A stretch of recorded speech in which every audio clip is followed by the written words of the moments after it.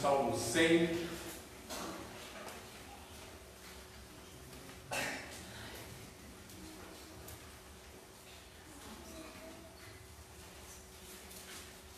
Salmo de ações de graça. Celebrai com júbilo ao Senhor todas as terras. Servi ao Senhor com alegria. Apresentai-nos diante dele com cântico. Sabei que o Senhor é Deus. Foi Ele quem nos fez e dele somos. Somos o seu povo e rebanho do seu pastoreio. Entrai por suas portas com ações de graças e nos seus átrios com hinos de louvor. Rendei-lhe graças e bendizei o nome. Porque o Senhor é bom, a sua misericórdia dura para sempre, de geração em geração a sua fidelidade. Porque o Senhor é bom, a sua misericórdia dura para sempre, de geração em geração a sua fidelidade. Confissão de pecados. Oremos. Cada um de nós, quando podemos pedir tua graça, Deus, para poder te agradecer, pedir tua ajuda, Deus. Sei que teu servo vai trazer palavras que te abençoando ele. Também abençoa o nosso coração e vamos receber, Deus, que possamos cada dia mais por graça. Pedindo também, convidamos a igreja, se coloque de pé.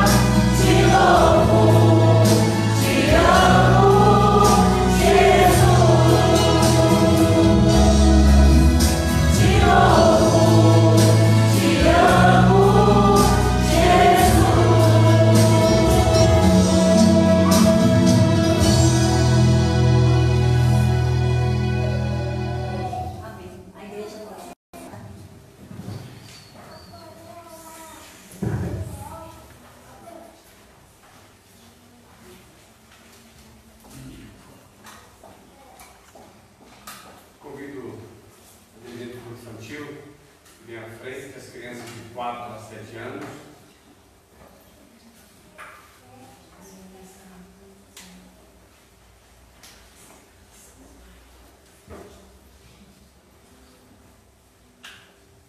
Peço que a nossa irmã Giovana esteja orando.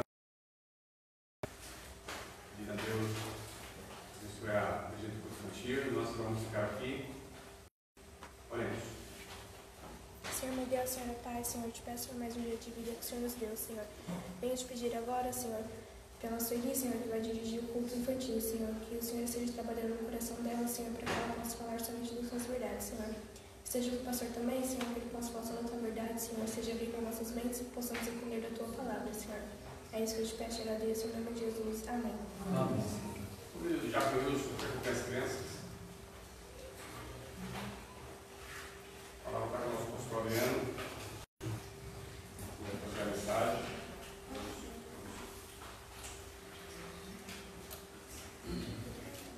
Boa noite, irmãos. Vamos continuar aprendendo mais a palavra do Senhor, lá no livro de Mateus, Evangelho de Mateus, capítulo 5, conhecido como o Sermão do Monte. Já trabalhamos as bem-aventuranças e agora estamos no aspecto da lei. E nós hoje iremos trabalhar duas antíteses aos seus seguidores, aos seus discípulos. Mateus capítulo 5, a partir do versículo 33, que diz assim: a palavra do nosso Deus. Mateus capítulo 5, a partir do versículo 33 até o 42. Diz assim: também ouvistes que foi dito aos antigos: não jurarás falso, mas cumprirá rigorosamente para com o Senhor os teus juramentos. Eu, porém, vos digo de modo algum jureis, nem pelo céu por Deus, nem pela terra, por ser estrado de seus pés, nem por Jerusalém, por ser cidade de rei, nem jures pela sua cabeça, porque não podes tornar um cabelo branco ou preto. Seja, porém, a tua palavra sim, sim, não, não. O que disso passar vem do maligno. Ouvistes que foi dito: olho por olho, dente por dente. Eu, porém, vos digo: não resistais ao perverso, mas a qualquer que te ferir na face direita, volte também a outra. E ao que quer demandar contigo e tirar-te a túnica, deixa-lhe também a capa. Se alguém te obrigar a andar uma milha, vai com e não voltes as costas ao que deseja que ele te prestes. É aqui que o Senhor Deus rigorosamente possa aplicar a sua palavra em nossos corações. Vamos orar mais uma vez, rogando ao nosso Pai que nos dê discernimento e sabedoria. Nesse momento, a nossa irmã Eliane vai fazer essa oração. Oremos. Grandioso Deus, eterno Pai, obrigado, Senhor, por estar aqui, Senhor, em Tua presença, Pai. Pai, quero lhe agradecer por mais este dia, Senhor. Quero agradecer pela minha vida, Pai, pela minha família, Senhor, e por todos, Pai. Quero te pedir, Senhor, para que o Senhor nos dê sabedoria e entendimento da Tua palavra, Senhor, para que possamos usar a cada dia, cada palavra, Senhor, que nos é ensinada através da Sua palavra, Senhor, através desse livro maravilhoso, Pai, que realmente possa ser usado como prática em nossas vidas, Senhor. Muito obrigada. Em nome de Jesus, é que eu agradeço. Amém. Meus irmãos, eu creio que até aqui já está mais que compreensível o que o Senhor Jesus Cristo ele espera dos seus seguidores. Ele começa descrevendo a bem-aventurança, uma ética que o Senhor espera dos seus seguidores, essa bem-aventurança ou aqueles que de fato são extremamente felizes. Eu lembro que eu enfatizei bastante que não precisamos ir muito longe para buscarmos a verdadeira felicidade. Nós entendemos por meio da Sua palavra que a verdadeira felicidade que o homem precisa, ela se encontra na pessoa de Deus.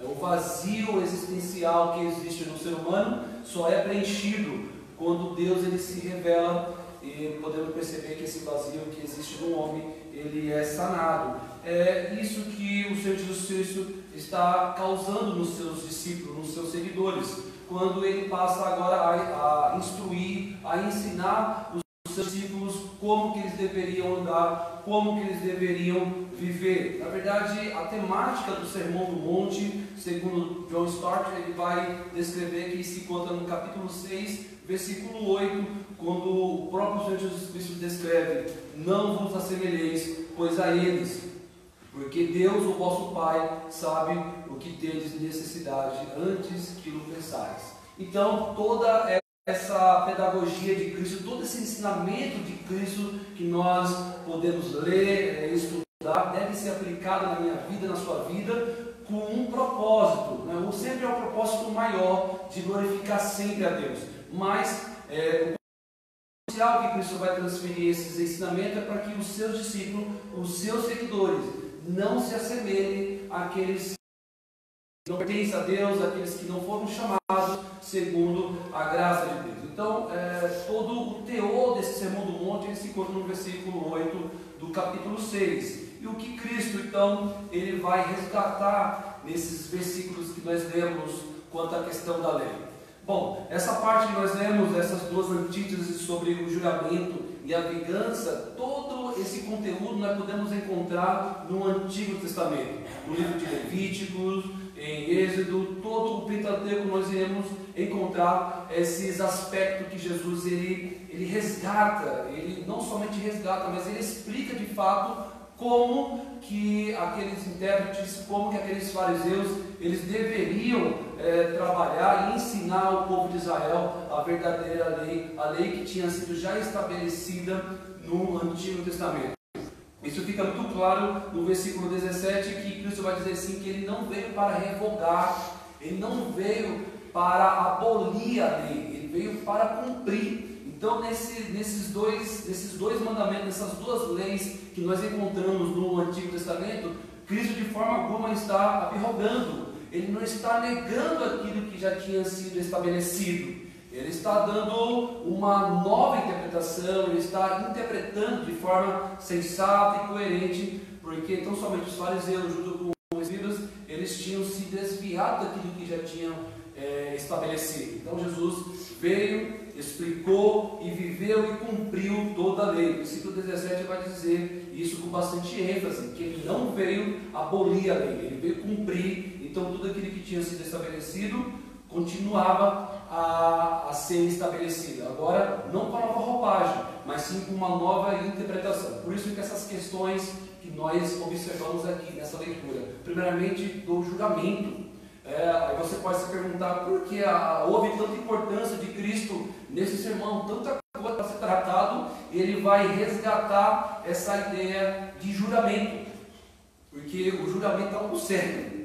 Por mais que vivemos em dias difíceis, em dias onde o relativismo, onde eles entendem que não há uma verdade absoluta, não se tem mais verdades, não se há mais princípios, as coisas estão sendo vistas e praticadas dessa forma, mas naquele período, nesse proferir de Cristo, ele vai resgatar essa ideia que o juramento, ele não proibiu o juramento, mas quando feito, deve ser feito de conformidade com aquilo que tinha sido estabelecido. Então, por que Cristo agora ele vai interpretar a ideia do juramento? Vejam só no versículo 33, também ouvistes que foi dito aos antigos. Veja que os seus ouvintes, eles tinham conhecimento. Essa expressão, ela é aplicada a pessoas que já tinham conhecimento. Não eram pessoas neófitas, eles não estavam entendendo de forma alguma. Eles entendiam aquilo que Cristo estava falando até esse exato momento.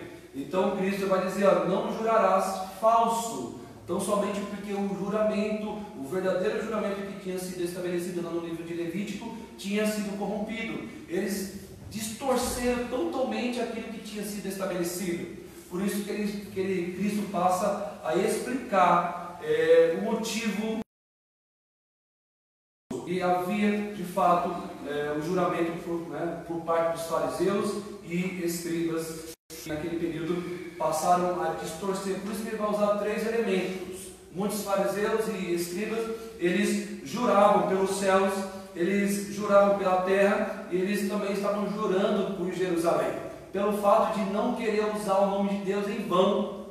Mal eles sabiam e é bem provável que a partir desse sermão, a partir desse ensinamento, eles passaram a entender de fato que com esse juramento, quando eles juravam pelos céus, quando eles juravam pela terra, por Jerusalém, eles não estavam entendendo que o Senhor é o dono disso tudo, dos céus, que é seu trono, a terra, que é o estrado dos seus pés, e a cidade de Jerusalém, que é a sua cidade, a cidade santa. Então, jurando por esses elementos que foram destacados aqui, eles automaticamente estavam rogando o nome de Deus. E Cristo fala: vocês estão totalmente equivocados, vocês estão errando, porque vocês substituem juramentos assim, descrevendo dessa forma: eu juro pelo céu, eu juro pela terra, eu juro pela cidade de Jerusalém, e mal vocês sabem que fazendo esse tipo de juramento, vocês automaticamente estão usando o nome de Deus, porque tudo pertence a Deus.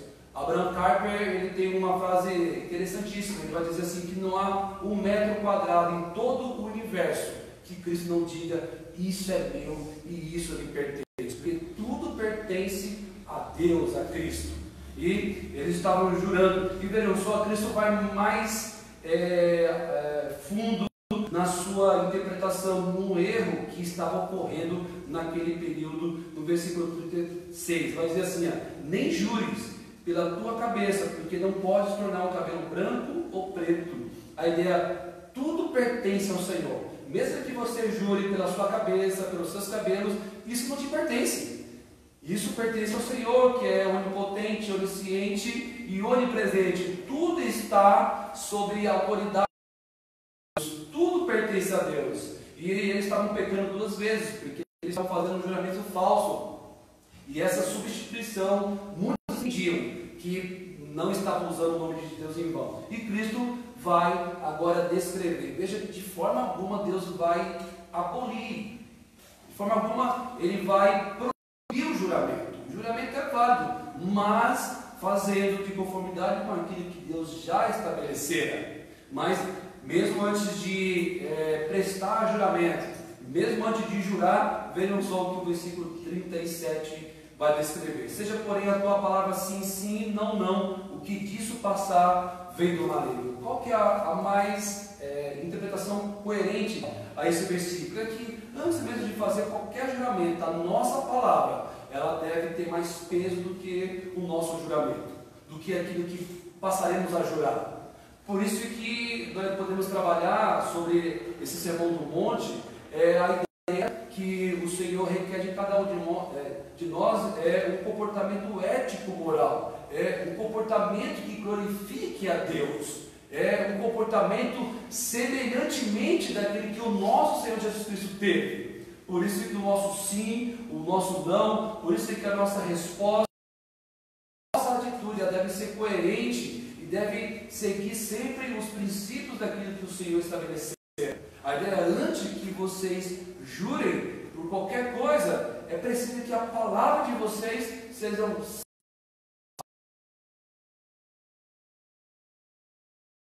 alguns anos ou até mesmo algum tempo atrás. Eu creio que muitos vão se lembrar quando a palavra do homem ela tinha valor.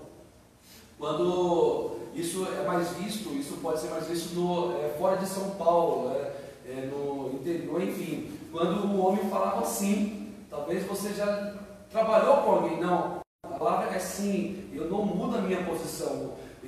Quando havia certo tipo de acordos, algumas atitudes se poderia ter, mas a palavra é que permanecia. Não havia muito papéis há 30, 40, 50 anos atrás. A palavra é que prevalecia, mesmo não havendo testemunhas, mas a palavra é que prevalecia. E é isso que o Senhor Jesus Cristo ele espera dos seus seguidores.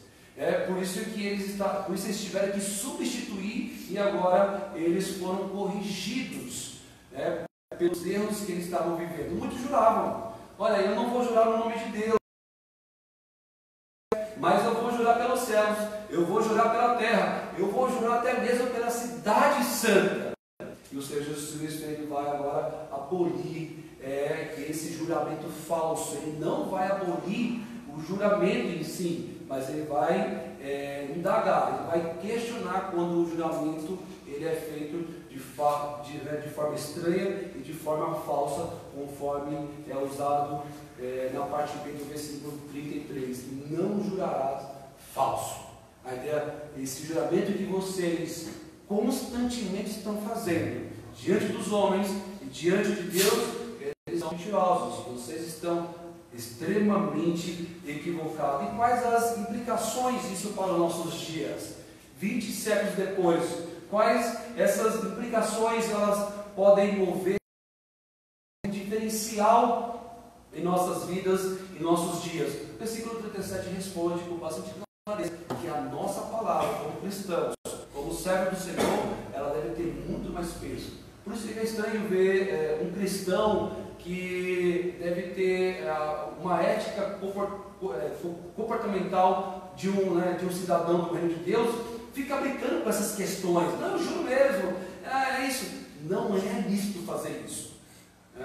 Por isso que a nossa palavra ela deve ser uma só, assim como o texto bíblico nos diz: seja, porém, a tua palavra. Porém, o que passar disso, ela pode ter bastante consequências graves. Por isso que no final desse versículo vai dizer assim: o que disso passar vem do maligno. Já entendendo que aqueles juramentos, que aqueles falsos juramentos eram feitos de forma muito leviana, o reino de Deus, por causa do péssimo comportamento que muitos tinham naquele período. E especificamente, os fariseus e os escribas, homens da lei, homens conhecedores da lei, não muito diferente em nossos dias hoje, onde aqueles que têm poder de julgar, ou aqueles que têm poder de mudar a lei, como aconteceu nessa semana, que nós acompanhamos tristemente, nós podemos perceber que a palavra do cristão, a palavra que o Senhor espera dos seus seguidores, dos seus discípulos, ela deve ser única, quer ela positiva, quer ela positiva ou negativa, ela tem que ter um peso maior do que o juramento feito em vão. E a segunda antítese que o Senhor passa a explicar aos seus discípulos, isso tudo, meus irmãos, respondendo o versículo 20 que Cristo proferiu. Ele vai dizer assim: todas essas lembranças da lei, toda essa interpretação que o Senhor deu aos seus futuros seguidores, aqueles que ouviram o sermão da montanha, esse resgate da lei quanto ao homicídio, aos juramentos e à vingança e o amor ao próximo, isso tudo é uma resposta do versículo 20, que vai dizer assim: porque eu vos digo que se a vossa justiça não exceder muito a dos escribas e fariseus, jamais entrarei no reino dos céus.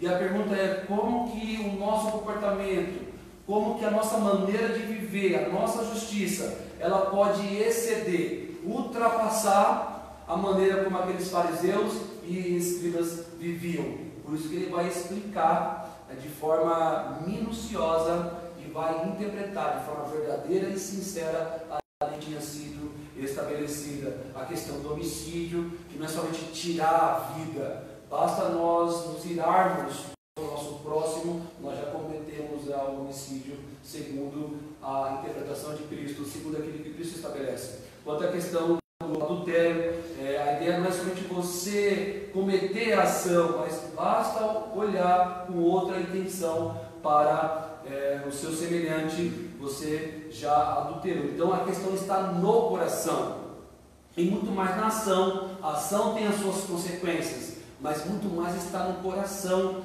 tá? Porque tudo flui do coração. Enquanto agora essa quarta antítese que nós podemos perceber aqui quanto à questão do juramento e da vingança. Então Cristo ele vai resgatar a ideia que não pertence a nós, não pertence a vocês o ato de vingar.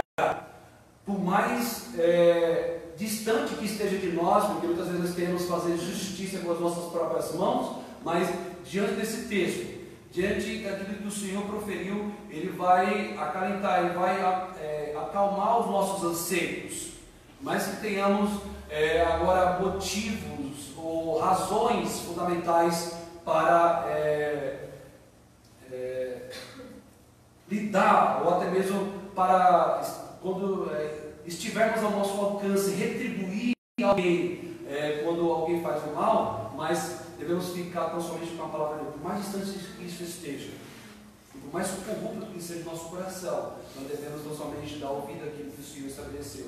Ouvistes que foi dito? Veja, resgatando, vocês sabem de fato o que eu vou passar a dizer. Vocês não são neófitos, vocês são conhecedores. Está escrito, olho por olho e dente por dente. A ideia retribua mal por mal, não é assim que é ensinado no Antigo Testamento. Isso se chama vingança, e a vingança, tanto no Antigo como no Novo, ela é abominável, porque a vingança pertence ao Senhor. Por isso que não resistais ao perverso. A ideia não retribua aquele que te faz mal. Não pague mal por mal. A ideia é porque não resistais, não vá à frente. Não, a ideia não seja semelhante, não retribua-o da mesma forma como ele agiu contigo. Mas a qualquer que te ferir na face direita, volta ali também a outra. E nós temos que fazer que nem os apóstolos fizeram. Senhor, aumenta-nos a fé. Porque qual de nós, pequenos que somos, infelizes que somos, pecadores que somos, tenhamos fé suficiente para agir de tal forma? Veja, isso tudo aconteceu com Cristo. Veja que não foram palavras, não foram ensinamentos que Cristo não cumpriu. Nós podemos perceber isso na cruz do Calvário. Mesmo pendurado na cruz, ele não amaldiçoava, sim, ele abençoava os seus inimigos. Pai, perdoa-os, porque não sabe o que faz. Então isso tanto se aplica aos seus seguidores, como de fato se aplicou na vida de Cristo. A ideia é não retribua a altura, não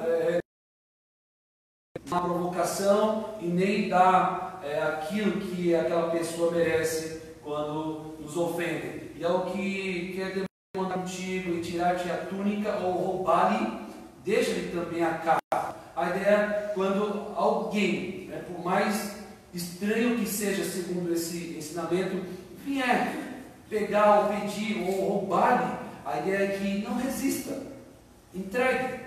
Um jargão muito conhecido, é melhor ir os anéis e ficam-se dos dedos. É melhor entregar aquele que te pede do que você ter que resisti-lo, porque não sabemos das consequências que isso pode acontecer ou acarretar para as nossas vidas. E no versículo 41 ele vai dizer: se alguém te obrigar a andar uma milha, vai com ele 2. A ideia é não resista, não se rebaixe.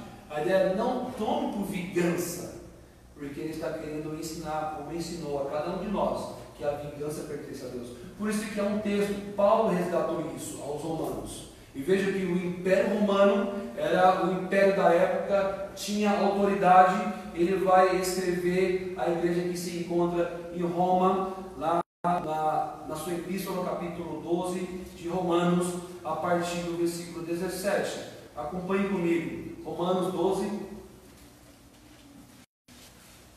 versículo 17, que diz assim: não torneis a ninguém mal por mal, esforçai-vos por fazer o bem perante todos os homens. Se possível, quanto depender de vós, tende paz com todos os homens. Não vos vingueis a vós mesmos, amados, mas dai lugar à ira, porque está escrito: a mim pertence a vingança, eu é que retribuirei, diz o Senhor. Pelo contrário, se o teu inimigo tiver fome, dá-lhe de comer, se tiver sede, dá-lhe de beber, porque fazendo isto, amontoarás brasas vivas sobre a tua cabeça. Não te deixes vencer do mal, mas vence o mal com o bem. Paulo resgata isso. Vejam, e a ideia de nós trabalharmos isso em nós, de praticarmos isso em nosso dia, em nossa vida, é tão somente para glorificar a Deus. E vejam, é a mesma atitude que Cristo teve com cada um de nós, porque de fato nós éramos inimigos de Deus. Todos nós aqui éramos inimigos de Deus. E Ele, de uma forma amorosa, Ele se compadeceu de nós. De inimigos agora passamos a ser servos. E estava reservado a nós se tornou em bênçãos. Isso mostra a grande misericórdia de Deus, o grande amor de Deus para conosco. Por isso que o Sermão do Monte, por isso que a palavra de Deus, ela mexe muito com nós. Ela mexe com a nossa estrutura por completo. Por isso que ela é poderosa, ela é viva, ela é eficaz, ela é mais cortante do que qualquer espada de 2 gumes. E ela penetra em nosso ser, até o ponto de dividir alma e espírito. Vejam que a palavra de Deus, ela é poderosa para causar mudanças. Por isso, meus irmãos, eu já tenho dito várias vezes, ou algumas vezes aqui pela manhã, que aquele cristão que entende que não leva desaforo para casa, não leva desaforo para casa. Se ele pisar no meu pé, eu piso 2 vezes no pé dele, eu retribuirei a altura. Isso precisa ser mudado em nós, porque espera muito mais de nós do que aqueles que não conhecem a Deus, agraciado por Deus. Nós devemos agir ao nosso próximo, ao nosso semelhante, da mesma forma como o Senhor agiu conosco. Vejam só a oração do Pai Nosso. Nós rogamos a Deus para que Ele perdoe as nossas dívidas, mas Ele só irá fazer isso se de fato nós estamos perdoando aquele que nos ofendeu. Então, a ideia é, devemos trabalhar isso em nós, devemos rogar ao Senhor para que Ele continue a usar a sua misericórdia para conosco. Ele vai finalizar essa antítese, essa parte final desse texto: dá a quem te pede, não voltes as costas ao que deseja que lhe empreste. Então a ideia é, haja de forma diferente, não haja altura. Você quer vencer o mal, você quer vencer você quer vencer o perverso, você quer vencer aquele que tem causado mal, que tem cometido perversidade contra você, você vence o mal com o bem.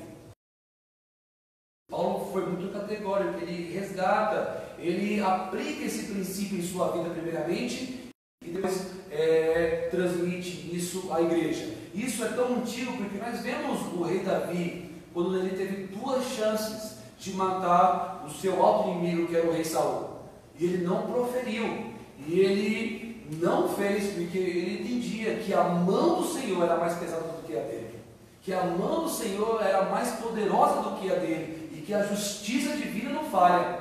Por mais que podemos perceber e ver de fato que a justiça humana é falha, ela é errante, ela é contrária às leis de Deus, mas nós entendemos que a lei de Deus, ela é coerente com a nossa vida.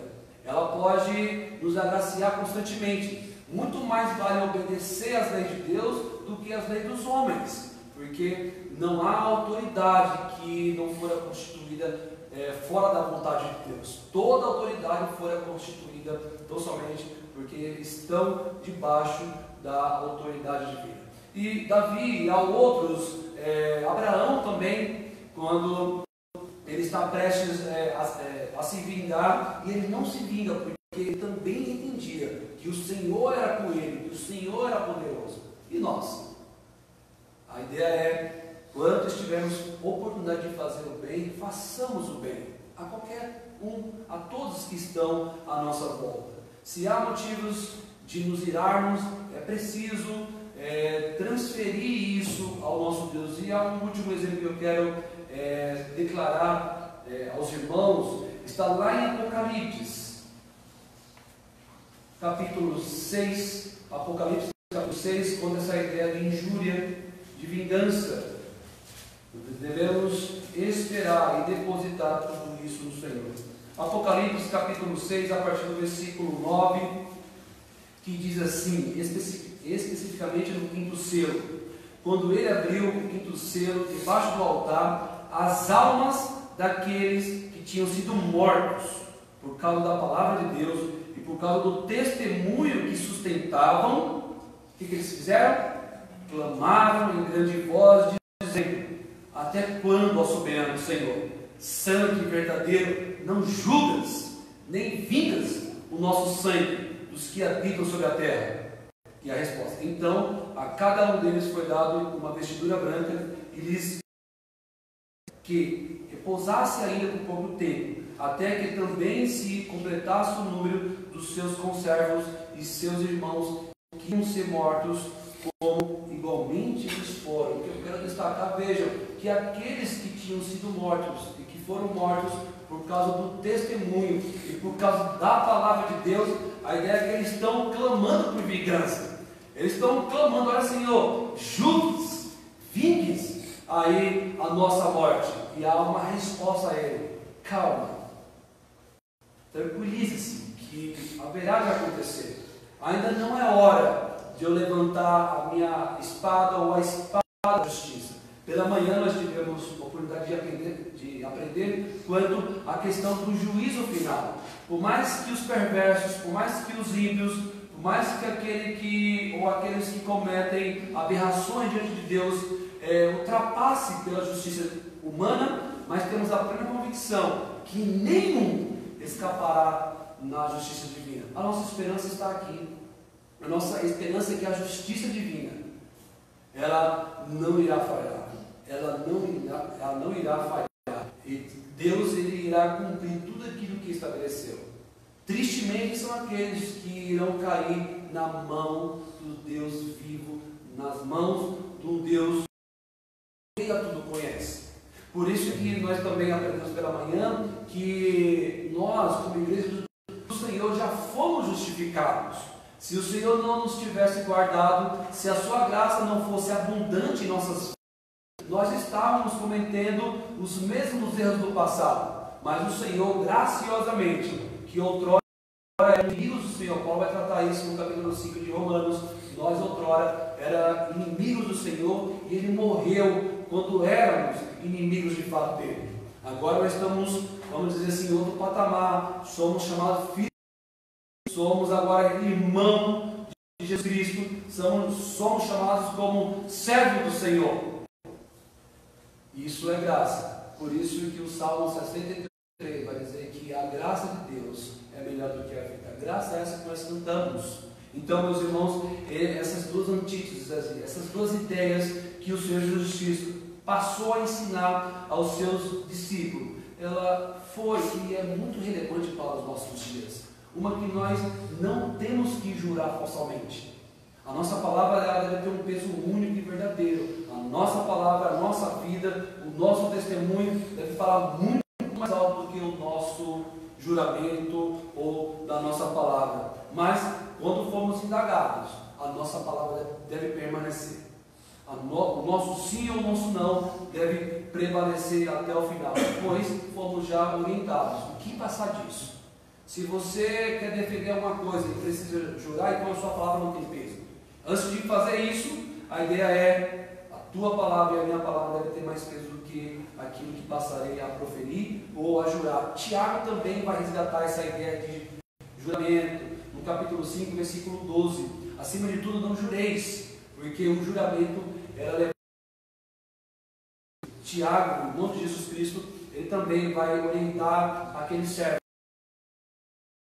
de forma leviana e errada. Antes, a palavra daqueles deveriam ter peso. Só para os irmãos testificarem que de fato isso aconteceu, está escrito lá em Tiago, capítulo 5, versículo 12, quando Tiago vai descrever: acima de tudo, porém, meus irmãos, não jureis, nem pelo céu, nem pela terra, nem por qualquer outro voto. Antes, seja o vosso sim, sim, e o vosso não, não, para não cairdes em juízo.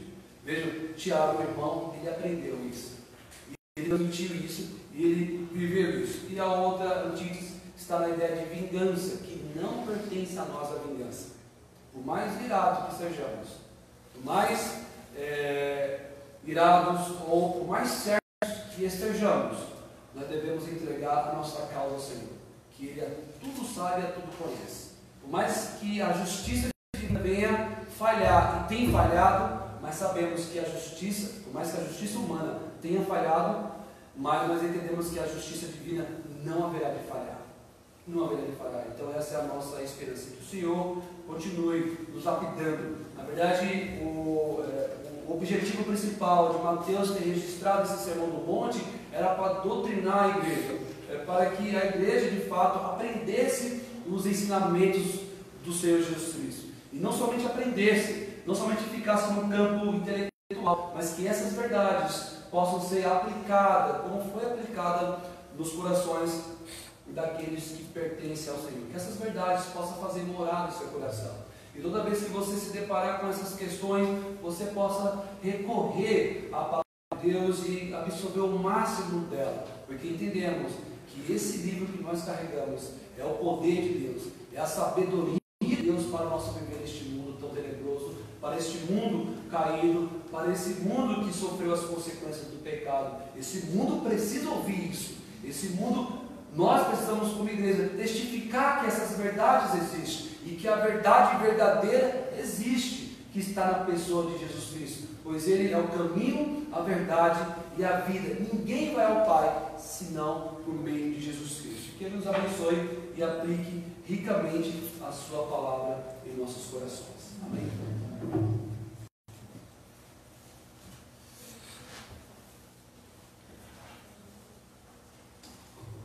Convido o grupo do louvor aqui à frente. Vocês vão abrir as suas Bíblias no hino 153.